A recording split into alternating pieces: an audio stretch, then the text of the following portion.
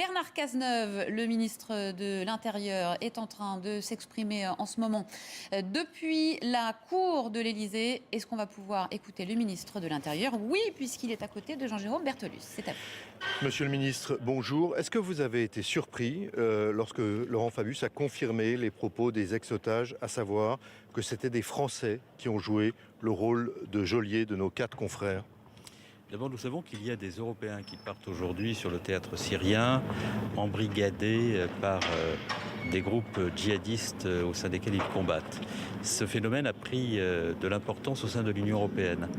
Pas simplement en France, d'autres pays de l'Union européenne, des pays voisins, des pays amis avec lesquels nous travaillons sont concernés par ce phénomène. Il faut donc que nous soyons en situation d'empêcher ces départs, d'empêcher cet embrigadement, d'empêcher cet endoctrinement, d'empêcher ces violences, ces crimes, puisqu'il s'agit de crimes, et de faire en sorte que la sécurité de notre pays ne s'en trouve pas remise en cause. C'est l'objectif du plan que je viens de présenter en Conseil des ministres à la demande du Président de la République et du Premier ministre, qui avait d'ailleurs lui-même contribué à l'élaboration de ce plan lorsqu'il était ministre de l'Intérieur. Ce plan, ce sont 3 principes simples.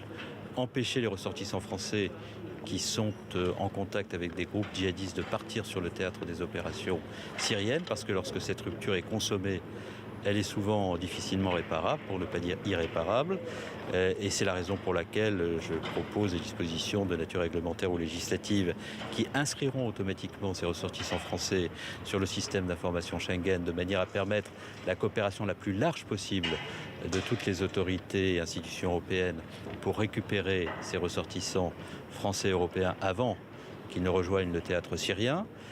Deuxièmement, il y a la volonté de démanteler les filières djihadistes en détectant les recruteurs, les propagateurs de haine sur Internet et sur le territoire de l'Union européenne. Ça mobilise à la fois les services de renseignement, de police et la coopération européenne. J'ai rencontré d'ailleurs à cet effet mes homologues européens pour amplifier l'action, la rendre plus efficace. Et puis ça suppose aussi d'être aux côtés des familles qui veulent éviter cette rupture.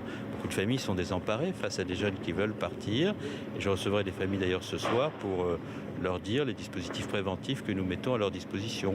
Ces dispositifs préventifs sont simples. Une famille sur un territoire voit qu'un jeune risque de basculer parce qu'il est psychologiquement fragile, parce qu'il est en contact sur Internet avec des groupes de parole qui l'exposent.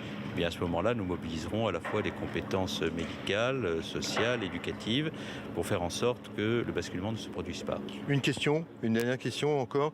Est-ce que vous êtes inquiet aussi? Vous êtes en charge de la sécurité intérieure, donc qui a effectivement bridé le départ des Français qui pourraient rejoindre les djihadistes en Syrie. Mais est-ce que vous êtes inquiet de leur retour? C'était une préoccupation de votre prédécesseur, éviter une nouvelle affaire Mera. Mais bien entendu que nous sommes préoccupés de leur retour. C'est la raison pour laquelle nous faisons avec nos services le travail de suivi, d'identification qui va bien. Et nous travaillons également en très étroite liaison avec la garde des Sceaux, Christiane Taubira, parce que ces ressortissants européens et français qui sont dans les groupes djihadistes en Syrie sont dans des actions qui sont hautement répréhensibles sur le plan pénal.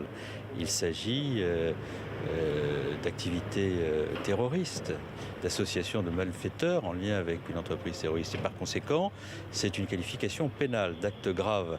Et immédiatement, la justice doit se mettre en mouvement lorsque ces jeunes ou ces Français reviennent sur le territoire national.